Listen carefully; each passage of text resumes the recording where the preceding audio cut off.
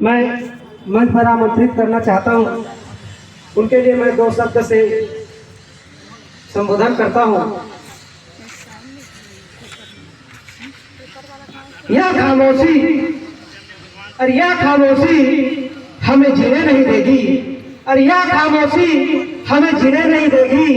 आओ या कोहराम मचा दे, अरे आओ या कोहराम मचा दे। छत्तीसगढ़ में ही नहीं पूरे हिंदुस्तान में बस एक्ट का डंका बजा दे, बस एक्ट का डंका बजा दे। इसी शब्दों के साथ मैं हमारे माननीय राष्ट्रीय संयोजक साहब को सादा आमंत्रित करता हूँ मंच पर।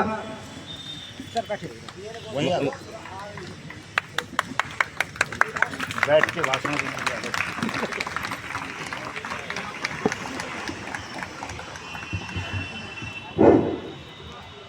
साथियों, सबसे पहले आप सबको मेरा प्रणाम नमस्कार। आपकी इस पावन पवित्र भूमि रायपुर की छत्तीसगढ़ महतारी को भी प्रणाम। और अभी एक शेर सुना रहे थे हमारे कर्ज साहब, वो अल्लामा इकबाल का शेर है कि खामोश मिजाजी तुम्हें जीने नहीं देगी, खामोश मिजाजी तुम्हें जीने नहीं देगी, इस दौर में जीना है तो कोहराम मचा दो। ये शेर कभी गुलामी के वक्त उन्होंने कहा था। आज़ाद हिंदुस्तान जब हुआ तो फिर तो इस शेर की ज़रूरत नहीं रही। फिर तो संविधान में लिख दिया गया कि अगर कोई एक व्यक्ति भी न्याय मांगेगा तो उसे न्याय देना सरकार का कर्तव्य है। जो भी शासक हो, कोई ज़रूरी नहीं है कि बीजेपी हो या कांग्रेस हो या कोई ना हो, राष्ट्रपति शासन हो, तो उसमें भी न्याय की गारंटी दी गई है कि अगर एक व्यक्ति भी न्याय मांगता है, उसके साथ कहीं कोई जुल्म हुआ है तो उसको न्याय देना शासन का कर्तव्य है और उसके घर जाकर के न्याय दे। ऐसा कहता है हमारा संविधान, हमारा बायलॉज, दुनिया के कानून यही कहते हैं। जो भी लोकतांत्रिक मुल्क, और स्वयं नारायण भी यही कहते हैं। परमात्मा मानते होंगे ना परमात्मा को आप लोग, तो वो तो ये कहते हैं कि मैं कीड़े मकोड़ों के साथ भी न्याय करूँगा, अगर कोई उनके साथ भी जुल्म करेगा तो उन्हें दंडित करूँगा। तो परमात्मा भी इस तरह की गारंटी देते हैं कि सबको न्याय मिलना चाहिए। कानून ये कहता है सबको न्याय मिलना चाहिए। तो मेरे मन में ये सवाल था कि जब कानून ये कह रहा है, परमात्मा ये कहते हैं, समाज में भी तमाम लोग ऐसे कहते हैं, साधु सन्यासी मुल्ला मौलवी सब न्याय की बात करते हैं, तो ये जो देश के करोड़ों ठगी पीड़ित निवेशक परिवार हैं, करोड़ों एजेंट अभिकर्ता साथी हैं, इनको न्याय क्यों नहीं मिल रहा, ये सवाल मुझे बहुत विचलित करता था। और जब ये विचलन मेरे अंदर ज़्यादा पैदा हुआ, उसी दौर में कई ऐसे प्रकरण हो गए, बाइक रोड टैक्सी स्कैम जैसे, जिसमें हमारे देश के 2 लाख से ज़्यादा फौजी भाइयों को भी ठगी का शिकार बनाया गया और उनमें से 1250 लोगों ने सुसाइड की, खुदकशी कर ली, ठगी प्रकरणों का शिकार बन जाने के कारण। तो ये विचलन और ज़्यादा बढ़ा और तनाव बढ़ा कि आखिर इसका उपचार क्या है, कैसे इलाज होगा, कैसे लोगों को न्याय मिलेगा, कैसे हिंदुस्तान को ठगों के खूनी पंजों से मुक्त कराया जाएगा। तो साथियों, मैं तो अकेला लड़ने में ज़्यादा यकीन करता हूँ, क्योंकि सांगठनिक लड़ाइयाँ जो हैं ज़्यादा लंबे समय तक चल नहीं पाती हैं। उनमें कहीं ना कहीं मतभेद, मनभेद, मनमुटाव पैदा होते हैं, संगठन टूट जाते हैं, और जो एक अच्छे कार्य के लिए कोई आंदोलन या मिशन शुरू किया जाता है, वो भी संगठन टूटने के साथ साथ खत्म हो जाता है। और उससे सबसे बड़ा नुकसान सामान्य जनता का होता है कि उसका भरोसा संगठनों से, कानून से, शासन से खत्म हो जाता है। तो मैं बहुत ज़्यादा संगठनों का पक्षधर नहीं हूँ कि बहुत सारी चीज़ों के लिए बहुत सारे संगठन होने चाहिए। अगर आपके अंदर इच्छा शक्ति है, साहस है, ईमानदारी के मार्ग पर चलने का, सत्य के मार्ग पर चलने का, तो आप अकेले भी न्याय प्राप्त कर सकते हो, अकेले भी बेईमानों का मुकाबला कर सकते हो। मैं इस सोच का व्यक्ति हूँ और अपनी इसी सोच को आगे बढ़ाने के लिए मैं निकला था। देश के तमाम ठगी पीड़ित जमाकर्ता परिवारों को संगठित करने के लिए नहीं, केवल जागरूक करने के लिए कि आप जाग जाएं, अपने अधिकारों को जान जाएं ये जो अनियमित जमा योजनाएं पाबंदी कानून 2019 हमारी संसद ने, हमारे माननीय प्रधानमंत्री नरेंद्र मोदी जी ने बनाया है, आपको भुगतान की गारंटी का अधिकार देते हुए, वो भी टाइम बाउंड के 180 दिन में सरकार आपकी जमा राशि का 2 से 3 गुना पैसा वापस करेगी। आप इस कानून को जानें, इस कानून का प्रयोग करें, तो निश्चित रूप से वो दिन आ जाएगा जब सबका पैसा सरकार वापस कर देगी। लेकिन दोस्तों, कहते हैं कि मनुष्य में भी मनुष्य कुछ सोचता है, परमात्मा कुछ और कर देते हैं, हालात कुछ और कर देते हैं, परिस्थितियां कुछ और कर देती हैं। जब हम इसके प्रचार के लिए अकेले ही निकले थे, 20 राज्यों में गए, 300 से ज्यादा जिलों में जनसभाएं की, लेकिन एक संगठन भी साथ साथ बनता गया, ठगी पीड़ित जमाकर्ता परिवार के नाम से। उसमें भी टूट फूट होने लगी है। पहले लोग कोई जुड़ने को तैयार नहीं होता था, लेकिन अब कई साथियों को लगता है कि यार ठगी पीड़ित जमाकर्ता परिवार में पद मिल जाएगा तो हमारा भी थोड़ा सा समाज में सम्मान बढ़ जाएगा। और जब उनका सम्मान बढ़ जाता है तो उनके अंदर अहंकार पैदा हो जाता है और वो भुगतान को भूलकर, कि हमारी लड़ाई ये है कि प्रत्येक व्यक्ति का भुगतान होना चाहिए, उसे भूल के वो अपने अहंकार, सम्मान और दूसरी तरह के स्वार्थों में, लालचों में संलिप्त हो जाता है। ऐसा नहीं करना चाहिए किसी को भी। यहाँ छत्तीसगढ़ तो एक ऐसी भूमि है दोस्तों, जिसने शायद पूरे देश को, मेरी समझ से जो मैंने स्टडी की है, ठगी पीड़ित जमाकर्ताओं के साथ हुई ठगी के मामलों में, वो जन्मभूमि है छत्तीसगढ़। सबसे ज्यादा अगर ठगी प्रकरण छत्तीसगढ़ में हुए हैं तो सबसे बड़ा लंबा संघर्ष भी छत्तीसगढ़ में हुआ है, और छत्तीसगढ़ से पूरे देश के ठगी पीड़ितों को एक प्रेरणा मिली है। मैं तो अपने साथी छोटे भाई गगन कुंभकार जी को संत कहता हूँ कि इनसे एक प्रेरणा मिली है। भले ही आज बहुत सारे साथी अलग हो गए हों, हमारे विष्णु पटेल साहब बैठे हैं, पुरंदन जी बैठे हुए हैं, और तमाम साथी बैठे हैं। राम रतन जी किधर चले गए, साहू जी बिलासपुर वाले, बहन जी बैठी हुई हैं, वकील साहब बैठे हुए हैं, कर साहब आपके, और तमाम साथी हैं। मैं सभी के नाम तो नहीं ले पाऊंगा, लेकिन मैं इस पक्ष में हूँ कि आज गगन भाई सुबह सुबह उठ के मुझे एक बात कह रहे थे, वही बात मैं कह देता हूँ कि मैं बुनियाद की ईंट बनना चाहता हूँ। वो किसी को नहीं दिखती है, कोई बात नहीं, ना दिखे तो क्या फर्क पड़ रहा है, लेकिन बुनियाद में तो लगे हैं। सारी दुनिया समझेगी कि अगर बुनियाद की ईंट ना होती तो ये हवेली सुरक्षित नहीं रह पाती, ठहर नहीं पाती। तो अगर आज हिंदुस्तान में कोई इतना बेहतरीन भुगतान की गारंटी के अधिकार का कानून बन गया है और वो देश के तमाम राज्यों में इम्प्लीमेंट हो रहा है, लोगों का भुगतान हो रहा है, ठगों को उसके अंतर्गत सजा मिल रही है, हिंदुस्तान ठग मुक्त बेईमान रहित राष्ट्र राज्य के रूप में स्थापित होने की डगर पर चलने निकला है मार्ग पर, तो ऐसे आंदोलन के लिए, ऐसे मिशन के लिए, ऐसे कार्य के लिए बुनियाद का पत्थर होना भी हमारे लिए बहुत गर्व की बात है। मैं तो खुद सहमत हूँ गगन भाई आपसे, स्वयं से भी। कई लोग मुझे आलोचना करते हैं, बहुत आलोचना करते हैं, गाली देते हैं, कई लोग जान से मारने की भी धमकी देते हैं कि वहाँ आओगे तो वहाँ मार दिए जाओगे, वहाँ आओगे तो मार दिए जाओगे। तो मैं तो उस मरने को भी अपना सौभाग्य समझता हूँ, गौरव समझता हूँ कि अगर इस लड़ाई को लड़ते लड़ते आप लोगों के लिए प्राणों का बलिदान हो जाए तो इससे बढ़िया और ज्यादा क्या मिलेगा। शहीद कहलाएंगे, दुनिया याद रखेगी। जैसे आज स्वामी विवेकानंद बहुत छोटी आयु में दुनिया से चले गए थे, एक छोटा सा संदेश देके गए। क्या संदेश है गगन भाई, आपने बोला था ना, वो उठो जागो और तब तक आगे बढ़ते रहो जब तक सफलता ना मिल जाए। बहुत छोटी सी उम्र में स्वामी विवेकानंद दुनिया से, हमारे बीच से चले गए थे। युवा सन्यासी थे, शून्य पर। उनसे जब वो शिकागो साल देता है, कोई माला देता है, कहीं कोई भोजन देता है, प्रसाद देते हैं, बहुत सारी जगह तो लोग भगवान मान करके जो है दंडवत हो जाते हैं। तो इतना सब कुछ मिल जाने के बाद अगर अब इस राह पर चलते चलते मृत्यु भी आ जाए तो इससे बड़ा सौभाग्य मैं समझता हूं मेरा कोई नहीं होगा।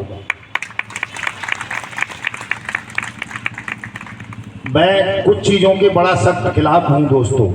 एक तो जल्दबाज लोग मुझको बिल्कुल पसंद नहीं है, क्योंकि जल्दबाजी के कारण 42 करोड़ लोगों का पैसा डूबा है इन ठग कंपनियों में और ठग क्रेडिट कोऑपरेटिव सोसाइटियों में। अगर शायद हम जल्दबाजी नहीं करते, इनके बायलॉज को ठीक से पढ़ लेते, इनके इतिहास को ठीक पढ़ लेते, कन्फर्म कर लेते, ठीक से जानकारी जुटा लेते, तो कोई भी 1 रुपया इन ठगों को नहीं देता। लेकिन हमने बहुत जल्दबाजी की और जल्दबाजी के चक्कर में आकर हम इन लोगों के झांसे में फंस गए और आज जीवन के तमाम सुखों से वंचित हो गए। जो एजेंट साथी हैं, एडवाइजर साथी हैं, मैं समझता हूं उनकी जैसी दुर्गति किसी की नहीं होगी हिंदुस्तान में। अगर कोई बलात्कार कर दे, जानते हैं घर वाले कि ये बलात्कार करके आया है, लेकिन कोर्ट में उसकी जमानत कराने के लिए उसकी पत्नी, माँ, बेटी, बहन, पिता खड़े हो जाते हैं और ये सफाई देते हैं कि नहीं, हमारा बलात्कारी नहीं है, हमारा तो राम है, झूठा फंसा दिया है। लेकिन ठगी पीड़ित एजेंट अगर कोई है, एडवाइजर कोई है, तो ना तो उसे समाज सम्मान देता है, ना कानून में सम्मान मिलता है, ना कोई दूसरा सम्मान देता है। उसको दुत्कारा जाता है कि देखो ठग आ गया, इसकी वजह से हमारा पैसा फंस गया। घरवाली भी ये कह देती है तू भाग जा। रोज तकाजा करने वाले आते हैं, बच्चे भी परेशान करते हैं कि रोज मांगने वाले आते हैं, तुम घर से चले क्यों नहीं जाते, मुंह क्यों दिखाते हो यहाँ, तुम्हारी वजह से हमारा भी अपमान होता है। और इन अपमानजनक परिस्थितियों के कारण देश में 5 लाख से ज्यादा एजेंट साथियों ने खुदकुशी की है। छत्तीसगढ़ तो अग्रिम रहा है सबसे ज्यादा खुदकुशी के मैटर्स पर, आपको सबको पता होगा। तो इतनी बड़ी पीड़ा, इतना बड़ा दुख साथियों, आपकी इस जल्दबाजी ने आपको दे दिया है। शासन का भी दोष है इसमें, डॉक्टर रमन सिंह जैसे लोगों का भी दोष है, मुझे पता है। उनके बेटे के खिलाफ खुद यहाँ FIR हुई थी ठगी के मैटर में। उन्होंने स्वरोजगार मेले लगाकर तमाम ठगों को प्रमोट किया, आपको फंसवाया। लेकिन उनसे भी ज्यादा अगर दोष किसी का है तो वो आपकी जल्दबाजी का है। भविष्य में सब लोग इस जल्दबाजी से बचें, जल्दबाज बिल्कुल ना बने। और जल्दबाज अगर बन भी गए हो तो धंधेबाज बिल्कुल ना बने, क्योंकि जल्दबाजी का धंधा आप करोगे दोस्तों तो निश्चित रूप से आपके साथ धोखा होगा। जो लोग आपके साथ जुड़ेंगे उनके साथ भी धोखा होगा और आप कभी इस क्या बोले नारकीय जीवन से बाहर नहीं निकल पाओगे। अब थोड़ा सा सब्र करें, संयम बरतें। प्रधानमंत्री ने आपको भुगतान की गारंटी का अधिकार दे दिया है। यहां doctor Raman Singh chief minister नहीं बनाए गए। अगर डॉक्टर रमन सिंह यहाँ मुख्यमंत्री बना दिए जाते तो मैं उम्मीद नहीं करता बिल्कुल कि अब 5 साल भी और 5 साल भी आपका पैसा मिल जाएगा। लेकिन डॉक्टर रमन सिंह यहाँ मुख्यमंत्री नहीं है, विष्णुदेव साय साहब को मुख्यमंत्री बनाया गया है। निश्चित रूप से आप सबका भुगतान अनियमित जमा योजनाएं पाबंदी कानून 2019 के अंतर्गत आपकी जमा राशि का 2 से 3 गुना होगा, 180 दिन में होगा। निश्चिंत रहें, विश्वास करना शासन पर, जल्दबाजी मत करना कि आप विरोध करने लगे, पुतले जलाने लगे, उनको गालियां देने लगे। ये सब करने की जरूरत नहीं है। अगर जिनको राजनीति करनी है, जिनको कुछ और प्राप्त करना है, भुगतान नहीं प्राप्त करना, वो लोग करें, वो तो स्वतंत्र हैं, करते हैं लोग। प्रधानमंत्री को गाली दे देते हैं, मैं भी दे देता हूँ कई बार। राष्ट्रपति के पुतले जला देते हैं, मुख्य न्यायाधीश के पुतले जला देते हैं। लेकिन उसके पीछे अगर हमारा उद्देश्य भुगतान है तो फिर सब कुछ जायज है। और अगर लोगों के पैसे की वापसी, उसके पीछे हमारा उद्देश्य नहीं है कोई राजनीतिक पद प्राप्त करना, झूठी लोकप्रियता प्राप्त करना, कोई झूठा सम्मान प्राप्त करना या कोई और चीजें प्राप्त करना, ऐसा उद्देश्य है और उसे लेकर के हम शासन की खिलाफत करें बेवजह, तो मैं समझता हूँ वो उचित नहीं है, अनुचित है, दोषपूर्ण है। हमें इस तरह का काम अब नहीं करना है, क्योंकि शासन पूरी तरह से आपके पक्ष में खड़ा हुआ है, ठगों के खिलाफ खड़ा हुआ है। तमाम ठगों के खिलाफ मुकदमे दर्ज हो रहे हैं, जेल भेजे जा रहे हैं। आज ही एक खबर आप पढ़ोगे तो पंजाब की खबर आई है, अनियमित जमा योजनाएं पाबंदी कानून के तहत वहां एक क्रिप्टो करेंसी के मैटर में करोड़ों रुपए की संपत्ति अटैच कर ली गई है ठगों की। रोजाना इस तरह की खबरें आती हैं। आपके छत्तीसगढ़ में पीआईडी एक्ट के तहत तहसील स्तर पर भुगतान पटलों की स्थापना हुई थी, उन्हीं को अब हमें बट्स एक्ट के अंतर्गत कन्वर्ट कराना है कि तहसील स्तर पर इसी तरह से बट्स एक्ट के तहत भुगतान पटलों की स्थापना हो, सबके आवेदन लिए जाएं, उनका सत्यापन हो और ठगों की प्रॉपर्टी को बेच के, ठगों पर जुर्माने अधिरोपित करके सबका पैसा शासन वापस कर दे, जैसी इस कानून में गारंटी दी गई है और जैसा भारतीय जनता पार्टी ने अपने संकल्प पत्र छत्तीसगढ़ की जो मोदी की गारंटी के नाम का है 17वें नंबर पर भी ये गारंटी प्रदान की है और ये काम हो जाएगा आपका, निश्चिंत रहिए। कोई भी आदमी ये संदेह अपने मन में नहीं लाएगा कि साहब हमारा पैसा वापस नहीं मिलेगा। यदि आपका पैसा मेहनत का है और वास्तव में जमा है तो वो मिल जाएगा, आपको निश्चित रूप से मिलेगा। वो देना पड़ेगा, इसी सरकार को देना पड़ेगा। बहुत ज्यादा लंबी लड़ाई अब नहीं रही है। कोई सिस्टम, कोई कानून जब देश में बनता है, देखो दोस्तों, दो तरह के कानून बनते हैं। एक तो होता है जिसमें शासन के अपने स्वार्थ निहित होते हैं, उस कानून को तुरंत लागू कर दिया जाता है। जैसे भी हिट एंड रन वाला कानून आपने देखा, ट्रक ड्राइवरों वाला, तुरंत उसको जब तक अधिसूचना भी जारी नहीं हुई थी उससे पहले हमारे यातायात पुलिस वालों ने, आरटीओ वगैरह ने उसके बिना ही लागू कर दिया कि भाई 10 साल वाला बन गया, पकड़ो। लूटपाट शुरू कर दी। वो कृषि कानून पास हुए थे, जिस दिन पास हुए उससे अगले दिन गोदाम बनने शुरू हो गए, मंडियां खत्म करनी शुरू कर दी। चूंकि वो शासन में बैठे हुए लोगों के हित के कानून थे, इसलिए रातों रात लागू कर दिए गए। ये कानून भी, बट्स एक्ट भी, जिस दिन 21 फरवरी 2019 को देश में लाया गया बाया अध्यादेश राष्ट्रपति के, रात को ही लागू कर दिया था। उसी रात को कलकत्ता के पुलिस कमिश्नर को, शारदा स्कैम वाले को सीबीआई ने जाकर रेड कर दी थी कि इसको अरेस्ट करो। उसमें शासन का अपना हित था उस समय, क्योंकि वहाँ ममता बनर्जी की सरकार थी, वो बहुत ज़्यादा बदमाशी करती थी, केंद्र सरकार के खिलाफ प्रधानमंत्री को उल्टा पुल्टा बोलती थी, आंखें दिखाती थी, तो उनको कंट्रोल करना था। शारदा स्कैम के मामले को लेकर के तो कर दिया था, लेकिन जब 6 महीने बाद वो ऑर्डिनरी समाप्त हुआ और ये पार्लियामेंट में एक्ट बनने के लिए कानून आया, तो 30 जुलाई 2019 को इसे कानून में परिवर्तित कर दिया गया। और एक आध दिन तो चर्चा हुई कानून की, लेकिन उसके बाद जब चर्चा हुई, पता चला कि यार ये क्या हमने गले में फांसी का फंदा डाल लिया, कैसा कानून बना दिया।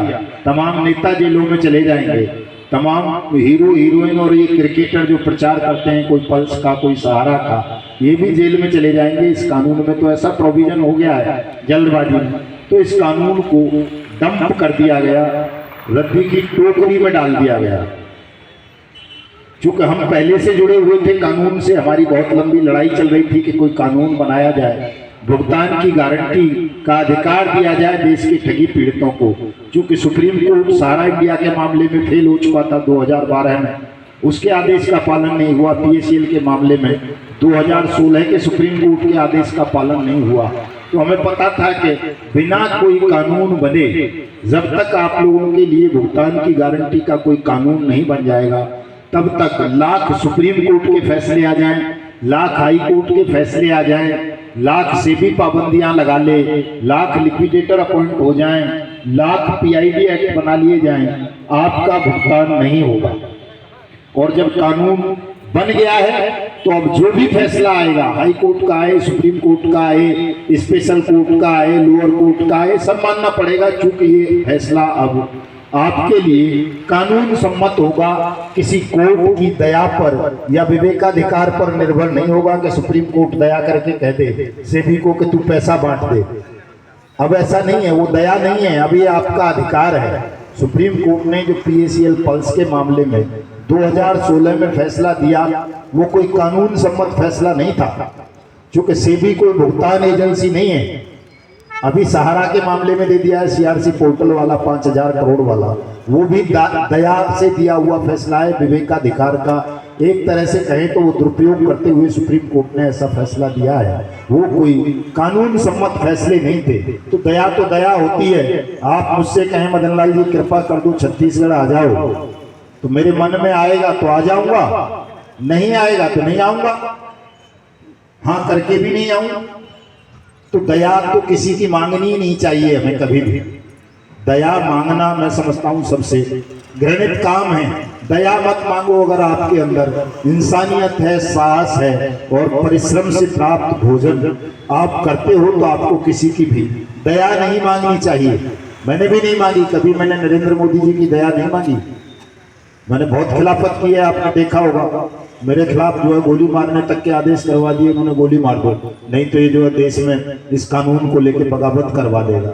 मेरे खिलाफ मुकदमे तक दर्ज करवाए, लेकिन मैं झुका नहीं। मुझे दया नहीं चाहिए थी, मुझे ये कानून चाहिए। के बीच भी कोई जाने का साहस नहीं कर पाता है। जम्मू कश्मीर जैसे इलाकों में, झारखंड जैसे दूर दराज और पता नहीं कहाँ का, बंगाल, महाराष्ट्र, सब जगह मैं अकेला ही गया कि मैं जगाऊंगा, कोई गोली मारे तो मार दे। और अंततः मेरी बात के सामने शासन को भी झुकना पड़ा, सबको भी झुकना पड़ा।